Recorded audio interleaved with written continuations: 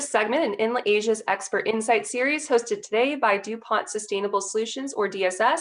Today, I'm delighted to be joined by Srinivasan Ramabhadran, the Managing Director, Asia Pacific for DSS. But back to Srini. Srini, it's good to speak with you. Thank you so much for agreeing to chat today. Thank you, Melissa. It's a pleasure. And thank you to Enrich Asia for having us on this. Absolutely. Thank you so much for joining us. So to start, I think it would be best if we could get an introduction to DSS and perhaps a little insight into your role within the business. Thank you. DSS is, DuPont Sustainable Solutions. As the name indicates, we were part of the original DuPont heritage company. We came out and now we are an independent consulting company. We focus on helping our clients to reduce risks, improve operational efficiencies, and build internal capability. From a global perspective, we operate in around 38 countries, and we have around 900 people worldwide in our consulting business. In terms of recognitions, we've been recognized by Verdantix as one of the best EHS consulting brands for the last 4 years. And we've also been recognized as best in class in terms of asset performance in the year 2019 by ALM Intelligence. The purpose or the mission of our company is protecting people and improving operations. And what excites me to come to work every day is the fact that I'm contributing to protecting people and improving operations. And the kind of work, what we do, we are focused on 4 client priorities. Number 1, the priority for clients includes work safer, which is to reduce the exposure. Number 2 is how to make more, which is increasing production. Number 3 is run cheaper, how to reduce the operating cost. And number 4 is about acting smarter, which is to ensure improved sustainability. So our focus is on creating safe and sustainable performance and operation, how to contribute to operating margins, and also how to ensure the business resilience. So we contribute to the sustainable development goals of the companies as well. And coming back to my role, I am the managing director for the consulting business across Asia Pacific. My role is to drive strategies for growth across the region, including the focus on the utility sector. We focus on delivering value to our clients and build and continually improve our consulting capability so that we can enhance greater value to our clients, especially in the current COVID environment. Perfect. Thank you so much for answering that. So to kind of give a little bit more background and to dive into the business a bit more, I think an obvious place to start is definitely the ongoing COVID-19 pandemic. How have you seen this impact the region's power sector? What opportunities has it opened up? And what vulnerabilities has it uncovered? Thank you for that question. It's a very interesting question because this is probably on top of everybody's mind. Now, obviously, there is a demand drop in electricity and power and utilities. And there is also increased uncertainty, right? Continued uncertainty, because normally most of the crises that we have dealt with in the past, there's probably a dip and it comes back up very fast. But unfortunately, this time the pandemic is prolonged uncertainty. We don't know how long this is going to last and what is going to be the impact. So that is a big challenge across the entire value chain. Because of the demand, obviously, there has been a drop. I mean, there has been unemployment, and the reduced demand has also contributed to payment delays, delinquency of utility bills, not only by consumers, but also not only the residential one, but also commercial and industrial. And this is probably beginning to have a detrimental impact on across the energy supply chain, including the impact on power purchase agreements. There is also increased caution because of the demand. So there is either a stoppage or reduced investments in terms of capital expenditure on new projects, which is causing some concern. The other risk that I can say because of the current situation is more and more companies, especially the utility sector, because of cash flows and constraints, they are forced to cut costs. And when they do cut costs, there is potentially impact on maintenance and reliability, which increases the risk. And thus it becomes a vicious cycle. The more cost controls that you put in place, the more risks you're going to ignore. And the more risk that you ignore, it potentially has an impact on the operations. which in turn can come back and hurt you from a cost and operations perspective. So the opportunity I see is how to ensure improved cost competitiveness, improved sector resilience, and also increasing the portfolio of uh, power production opportunities, right? So that's where I see there is a increased role of renewables in the future plans for organizations. Perfect. Yeah, I think based upon your comment then, and we think of trends, what are some of the trends you see developing in the Asian power sector right now? Great. No, the market dynamic has been completely disrupted by the renewables because previously we used to have low cost of energy in the evening or in the night, but now the wholesale prices are low during sunny days, windy days, or and it's probably higher night because of the duck curve, right? Because the availability of solar and renewables has actually contributed to lower operating costs during the day, and as a result, the trend has completely reversed over the last 10 years. The second trend that I see is the renewable sector is awash with a lot of capital and potentially exposing some of the owners to assets that are not properly designed or not aligned with the business strategy. Just because capital is there doesn't mean you can probably get a good design and probably not aligned with the business strategy. So that, I think, while the trend in the renewable sector is very good, it's important to ensure that there is a proper design and proper alignment with the business strategy. The third is in terms of energy security. So obviously, most countries like Singapore and Thailand, obviously they have a lot of reliance on natural gas, which is good, but it is a transition fuel, and we need to adopt more of the renewables going forward because of the expectations on decarbonization and the other climate change requirements. The other push that is going to happen is the integrated grid, because it is not only become critical because of a sustainability perspective, but also from a business perspective, because how do you optimize the resources that are available rather than increase capital, which is probably not going to give back return. And lastly, I want to say the opportunity or the trend is how can the power sector adopt Industry 4.0 to ensure that digitalization and data analytics are able to provide better insights that enable decision making to manage risks as well as improve the operational efficiencies. Mhm. Absolutely, agreed. And since you did mention digitalization there and the broader shift towards Industry 4.0, which is definitely a hot topic right now, this is something that we are certainly hearing from our partners that need to drive adoption and digital technologies to increase efficiency and productivity.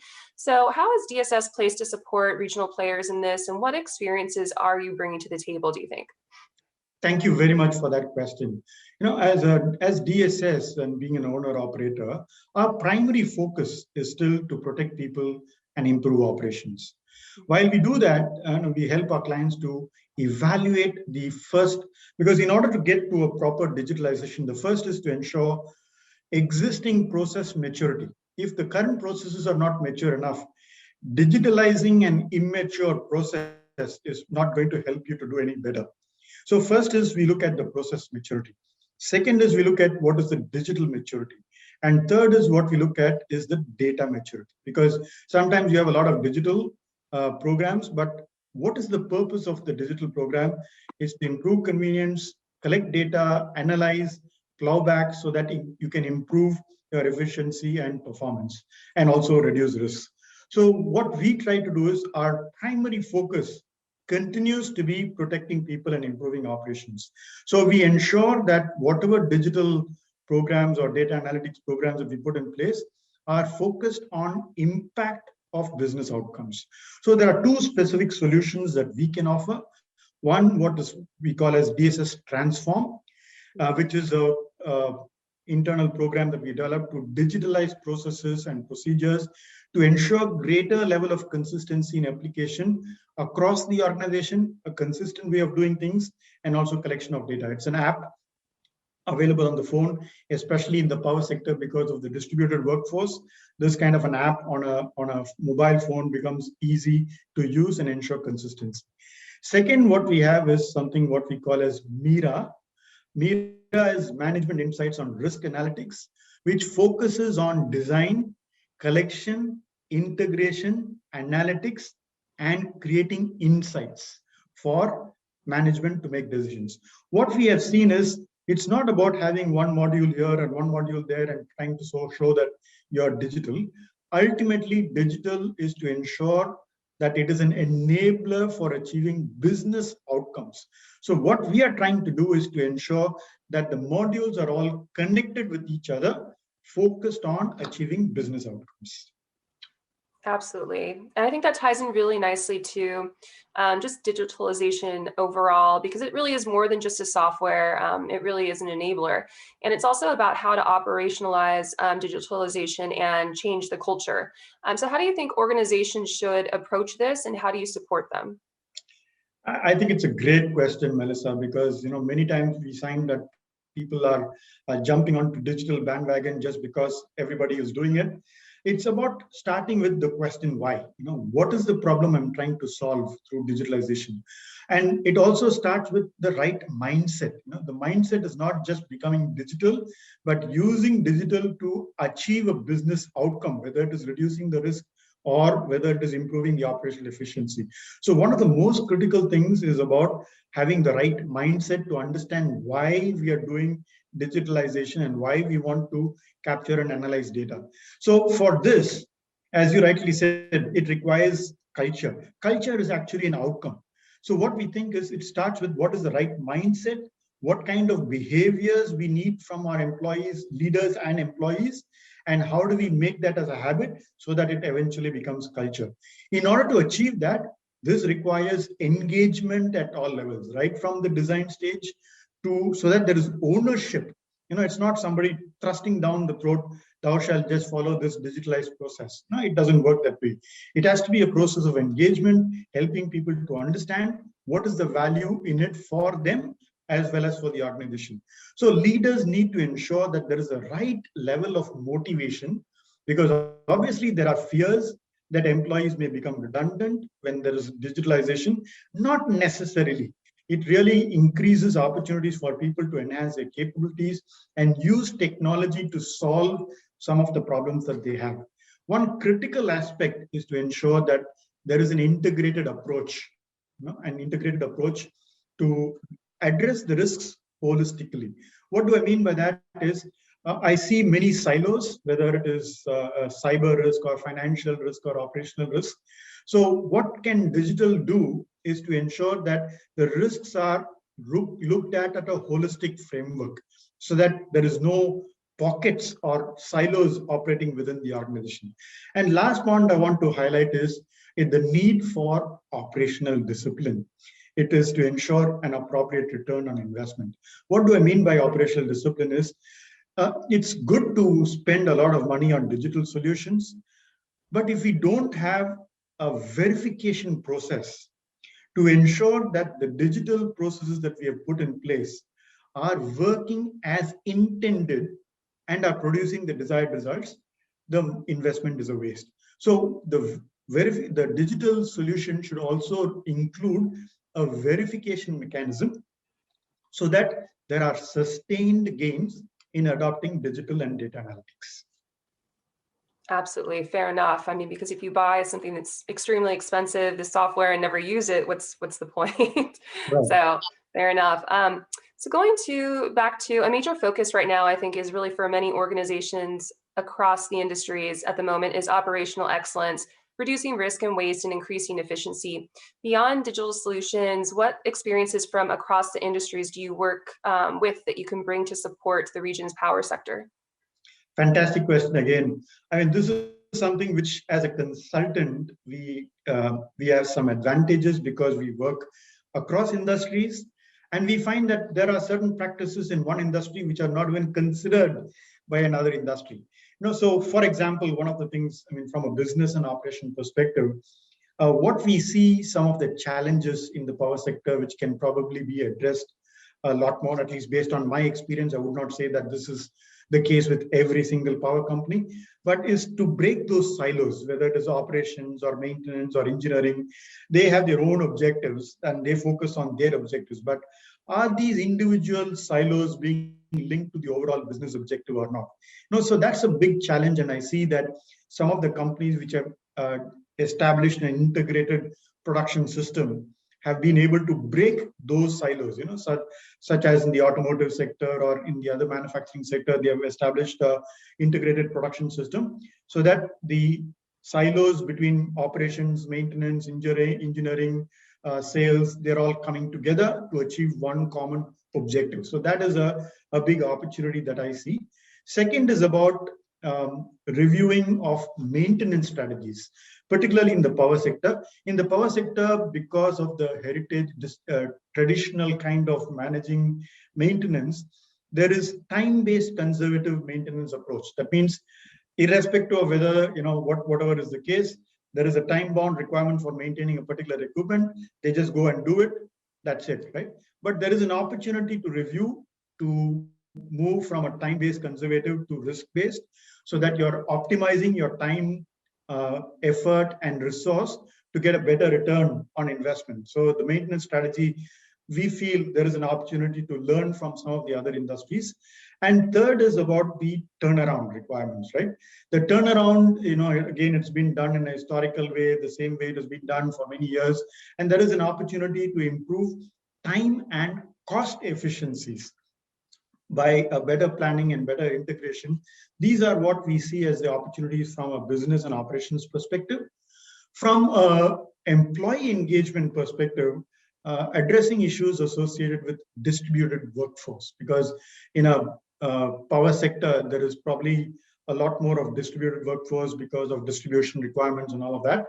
So one of the things that we feel as an opportunity which the power sector can learn from other sectors is about how to engage supervisors.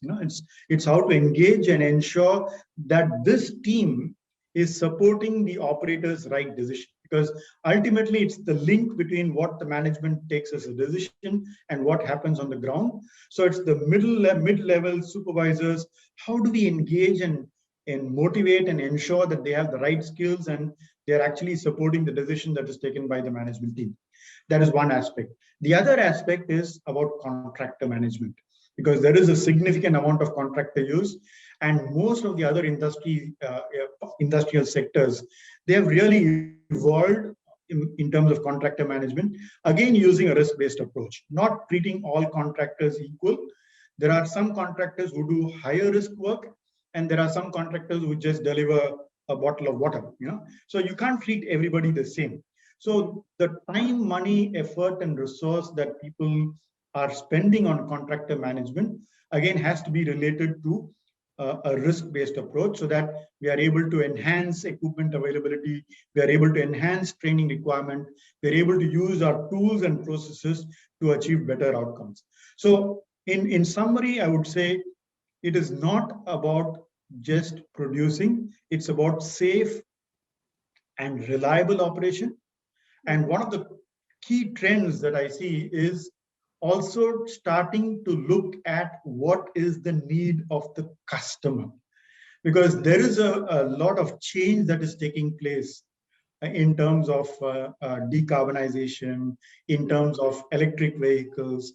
So the industry, the power sector, also starts to need to look at what is going to be the future customer need, and how do I innovate, how do I moderate my business performance to meet the future demands of the customers. Absolutely. I think you hit the nail on the head. It's definitely a revolutionary time right now in the energy field. So we're seeing lots of changes very quickly. Speaking of changes, so thinking of sustainability and a lower carbon future, which is increasingly a driving force behind business decisions in Asia, where do you see the quickest wins in the driving agenda? So, very interesting again, decarbonization is not an option anymore, right? It's kind of, if you have a roadmap for decarbonization, or, you can better prepare to wind up your business, right? That's kind of the situation now, because there is a global trend. The global expectation around decarbonization is really ensuring that every investment dollar, the investors are ensuring that their investment dollars are not contributing to a higher level of emissions in the future. So renewables and new technologies will pave the way for decarbonized power. So obviously companies have to start to gear up for this. And in order to do that, trying to fight this battle alone is not going to be easy. So there is going to be a lot of cooperation that is required in new business investment, in renewable energy, or how to drive energy efficiency, and how to transfer or transition to a low carbon technology. The key technologies that are important, I think, for ASEAN is generation of vehicle, which is the electric and fuel cell vehicle, and also carbon capture, utilization, and storage is becoming increasingly important. Understanding of the carbon cycle, as well as the hydrogen power, right? So these are the new technologies which, there is a faster push, there is a fast tracking of some of these technologies available, and companies cannot wait for somebody else to try and test before I would start, right? So they need to start investing in these new technologies so that they can adapt as soon as the maturity or the scale at which the application requirements are there can be available. So green hydrogen technology is being developed, and generator companies are investing in this area to make this technology more cost efficient. Absolutely. And I think that brings us back very nicely to our last question today regarding innovation.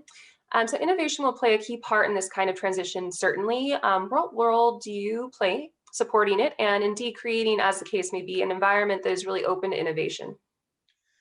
Yeah, it's a great question. So for us, from our own experience, when we were part of the Heritage DuPont company, one of the lessons that we learned is in terms of innovation, where do we spend our investment dollar in terms of innovation on R&D? It's not about what we are good at. It's about what is the need of the customer.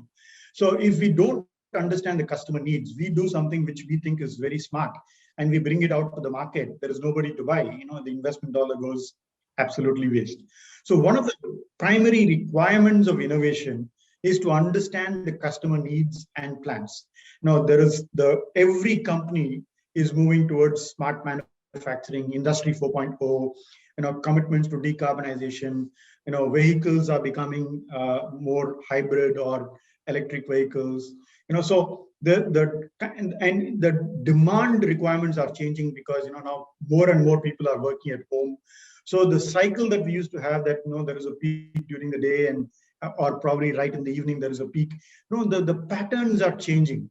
So what is required is, even before we think of innovation, one of the fundamental requirements, which is what we try and help our clients to do, is to understand the customer needs and plans and the pain points that they have, so that the investment that we are doing in innovation is driven towards the needs of the customer. So in terms of portfolio mix, there is probably going to be a lot of requirement in terms of innovation. Solar, ASEAN is blessed with abundant solar, right? So there's a great opportunity to enhance solar. I know in Singapore, there's been a lot of focus on floating solar. So it has double benefits. One is it generates power, and second is it can also reduce the vaporization of water as well. So there are many such benefits that are available from the renewables, gas. Again, countries like Indonesia, where there is a lot of coal-based or thermal-based power plants, they really have to look at whether future investments is going to go in more of coal, or is it going to be more in terms of renewable. So there are targets, but those targets would probably need a relook in light of the COVID, and also because of the demand from investors, because more and more financial institutions are becoming picky in terms of which kind of projects that they will be willing to invest. So linking the future expansion plans to future demands of customers is going to be the key. So, and this is something which we certainly believe that cannot be done by the company itself. So they need to either collaborate with other companies in that space, or collaborate with universities, or collaborate with institutions like educational institutions, so that the sum total of that will be able to address the need of the future demands of customers. Absolutely. Well, thank you so much, Srini. You definitely given us a lot to think about today. So thank you so much for your time. And also thank you to DuPont Sustainable Solutions for hosting this event. And we look forward to connecting with you all soon. Thank you, Inlet community. And thank you, Srini. Thank you very much, Marissa, for the great questions. Absolutely. Have a great day now. Thank you. Bye-bye. Take care. Bye.